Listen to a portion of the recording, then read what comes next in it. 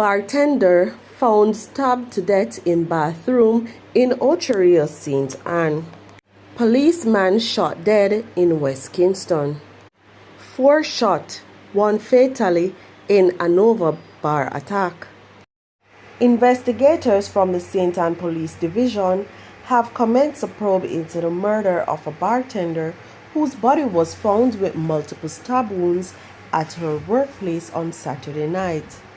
The deceased has been identified as Shanna Burke of Boxfield, St. Anne.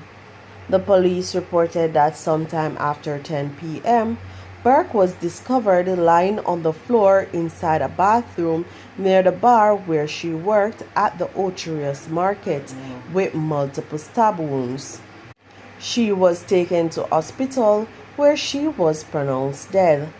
The police were called and the scene was processed. No motive has been established for the killing. The Jamaica Constabulary Force is mourning the loss of one of its members who was shot and killed by unknown assailants along Berwick Road near Darling Street in West Kingston early Sunday morning. He has been identified as 30-year-old District Constable Ricardo Jarrett, who was assigned to the Darling Street Police Station. It is reported that about 3 a.m., District Constable Ricardo Jarrett of the Darling Street Police Station in Western Kingston was shot dead by gunmen who pounced on him on Berwick Road in downtown Kingston while he was reportedly dropping off a female.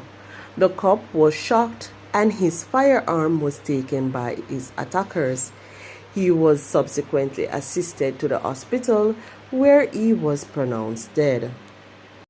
At least 1 person was shot and killed and 3 others injured, including a young girl, Sunday afternoon when men launched a gun attack on a bar in Hopewell, Anova.